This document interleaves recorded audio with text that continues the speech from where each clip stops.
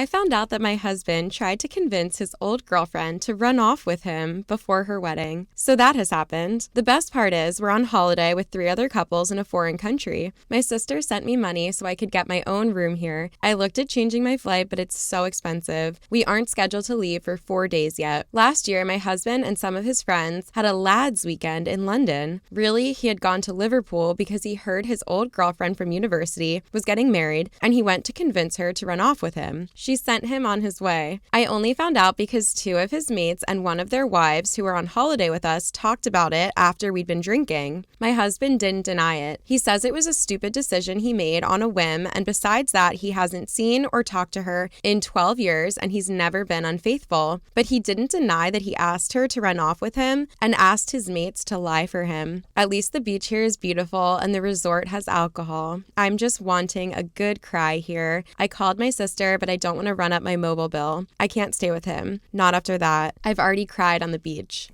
I feel like people love a what if situation. Like, okay, he's happy with his wife, but in the back of his head, he's like, what if I do successfully break up this wedding and then she wants to be with me? Yeah. And it's like an exciting adrenaline rush, I guess, kind of a thing. Like, I do think that's common. Like, it might be. In movies, at least. Not maybe in real life. Okay. I guess that could be why he did this. I mean, I'm not justifying no, him. Yeah, I know. But I do think people love to wonder, like, oh, you know, what if I took this other path in my life? Like, you're right. It's like people are caught up in the idea of what could be. I feel like this happens a lot in breakups too. It's like when you're missing your ex, or like you want to get back together with them, or missing even if you're in a relationship now and you're missing your ex, it's like you can be caught up in this idea of what could have been. Most of the time that's different from what would have been. Oh yeah. And I think people don't realize that until they get hindsight, and this is a good example of that. It's like you made a mistake still, and it's like, I don't know, trying to get that closure is going to ruin what you have now. Yeah, I don't know how he rectifies this with his wife at all. I don't think he's going to. I mean, divorce. Would you accept this person back after this behavior?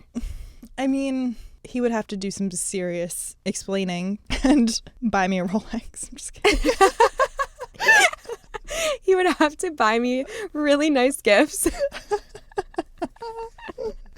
I'm awful. I can be bought. Okay. No. That's really tough because that's an emotional, that hurts you. I don't know what I'm trying to say. No, I feel, like, yes.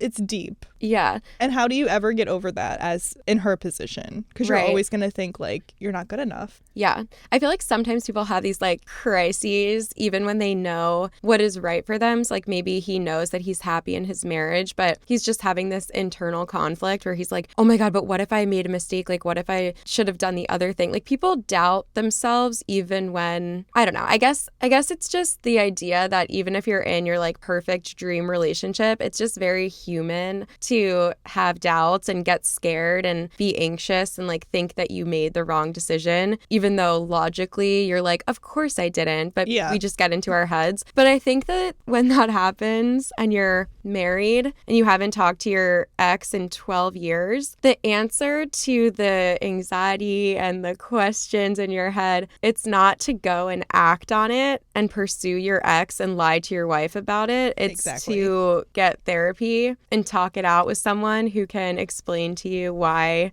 that would not be the right decision to make. Yeah. And also, he's only not with the ex because she denied him. If the ex took him back, he would have left his wife for her. So I feel like that's bad too. Like it's not like he decided to pursue the ex and then decided, oh no, this was wrong, I'm going back to my wife. Right. It's like, no, he thought it was right and he would have likely accepted it if she was open to it, if the ex was open to it. But that would require the ex to also leave her almost husband on the wedding day. Like that's insane.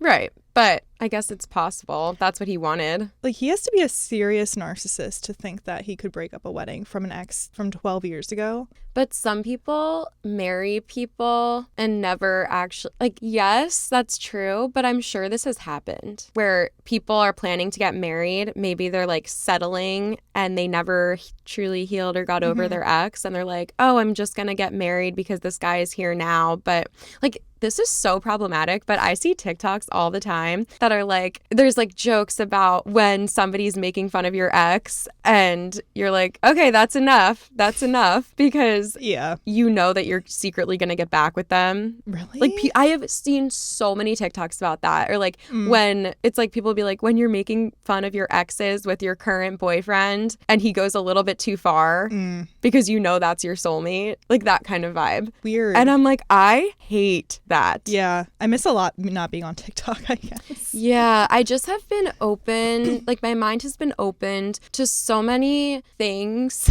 that I didn't think existed. Right.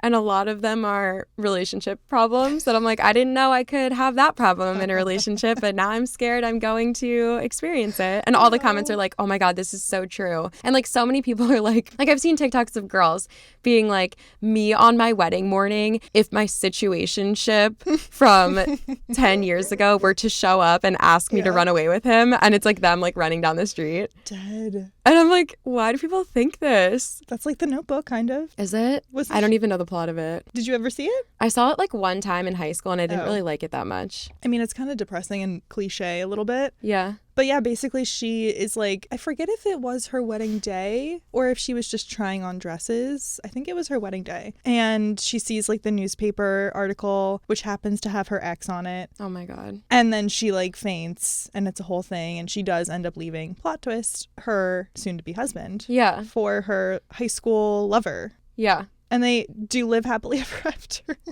That's why I'm thinking like the ex isn't necessarily a narcissist because he like maybe they're all fucked up. Maybe he and the ex are fucked up. I don't know. The ex obviously isn't because she said no, but there's a chance that she could have said yes. But you're really banking on that chance when you're already married to someone else. Oh, yeah, I know. I think the guy is horrible. Like, what he did is so fucking stupid. And, like, how can you think? Well, I guess no, not how can you think that it would go any other way? Because, like, maybe he saw The Notebook and he was like, oh, I can pull one of those. Yeah. I don't know. People do crazy shit. I guess. Like, I just feel like if the wife, or I feel like if the ex took the husband back, that wouldn't be that crazy. I know, but then think about the current wife. Like, where is she in all of this? Oh, no, I know. That's why I brought it up. Like, I feel so bad. I feel so bad for the wife. Right. And then in 10 years when he's with his ex, he's going to be like, oh, where's my wife? And then go find her. Maybe. He's never going to be satisfied. Yeah. He's one of those. He could be. That's quite possible. But I think it's horrible. And I think the wife should divorce him, though, because if I was with someone that was even entertaining the thought of being with anyone else, especially an ex, I'd be like, you want to be with her? Go. Bye. I'm going to have to dusty my way to a resort in Mexico. At least I would hope that I would say that. I'm like, yeah, I would do this. And like when it comes down to it, I'm like, all this advice that I give on this podcast, I'm like, I know, same. When's going to come the time when I actually have to take it? Right. Never.